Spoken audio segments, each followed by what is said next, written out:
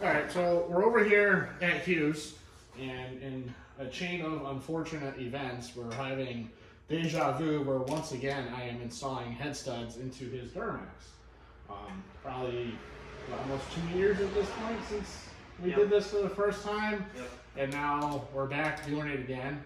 I don't think I've posted much about this truck and this project on the channel much, but we'll try to make that change a little bit because there's a lot of work that we both put into it over the past couple of years. Especially Hugh's been doing a lot of the work himself, but he had it running over the summer, driving around, and he'll get into the full story on what happened.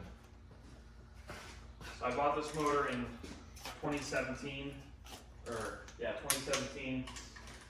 and then slowly accumulated parts and took the 65 out of the truck December of 2020 and finally drove it July of 22.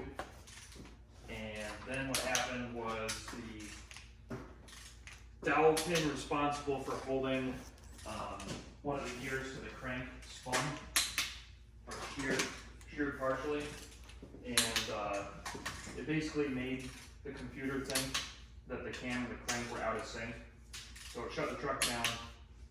Fortunately, it didn't result in any internal engine damage, but basically what had to happen was the crank had to come out, and then at that point it was, do I do some machining work and reuse a stock crank that's got 200K on it, or do I just say screw it and spend some more money? So I did that and put a Callie's forged crank in it, and then also did an alternate firing camshaft at the same time. So RCS Diesel in Ludlow did all the work. They did new rings, bearings, resealed the short block. Pretty much just built the short block. And now we're in the reassembly stages. So what are we, almost 2.5 years that this truck has been off the road, minus 5 days.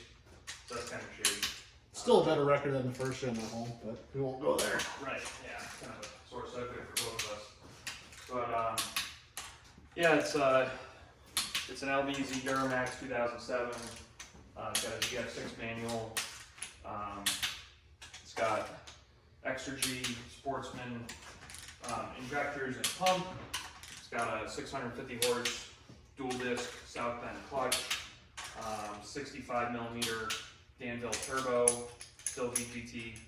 So the whole thing should be good for, if it was maxed out, it should probably make somewhere close to 600 horse. Realistically, it'll probably drive around making like 400, 450. Which is like 4 times what the 65 made. Right. And anything more than that is just unnecessary for what I'm doing. So it'll be a cool truck. It is a cool truck, but just a labor of love and a lot of money at this point.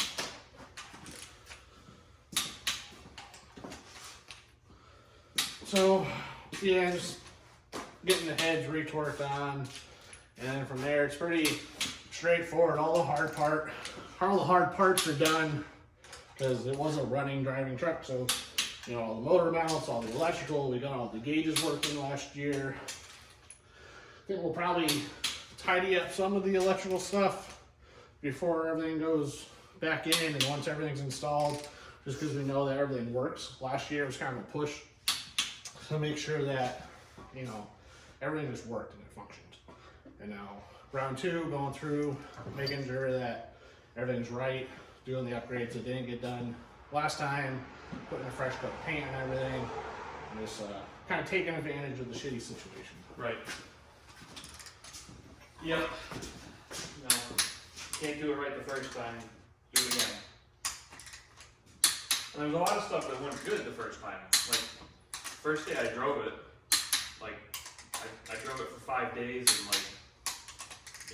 started great. It had a squeak in the serpentine belt, which I think we found, and it had an electrical draw, which we have not yet found. But other than that, the thing ran awesome, loads of power, no weird noises, make good temperature, make great oil pressure.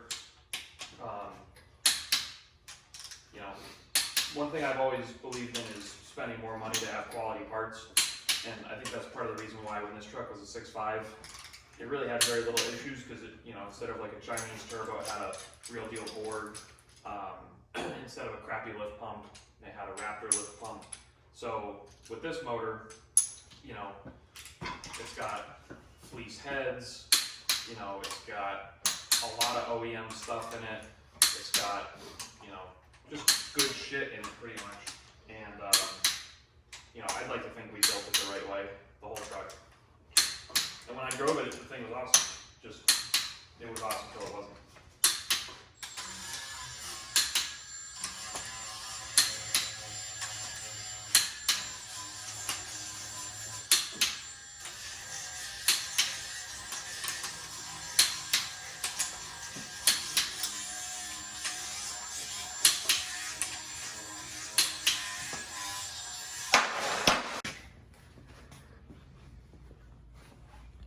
So starting to look like an engine again. Got the heads on. Those are all torqued in. Rockers are set. Overhead is set.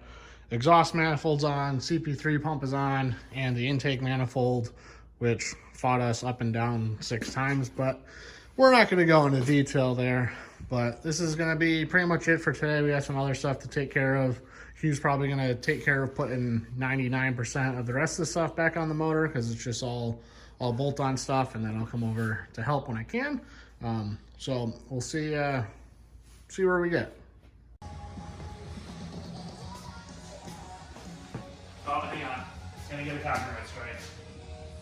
Whoops. Nah, we're not monetized yet because you guys need to subscribe. Did you know that only 11% of you are subscribed? Yeah, something like that.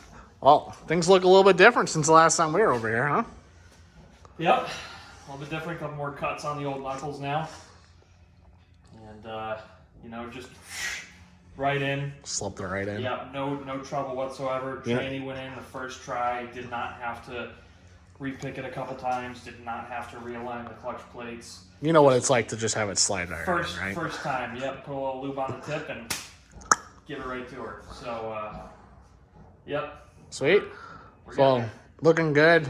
Obviously, he doesn't need my help to do this. He's able to do it all by himself, but we are over here to repin the ECM harness, the injector side, because when this was out of the truck, he did an alternate firing camshaft, so it changes the firing order of the truck, which means you need to move some wiring around so that it sends a signal to the proper injector. So you're not doing it necessarily through like logic of the computer or through tuning. It's actual physically moving wires around to make that change. So we'll get started with that. So harness is on, cooling stack is just kind of thrown in place for right now. Some of the piping is in place. Hugh will finish doing the rest of it, and hopefully sometime soon this thing's gonna fire up.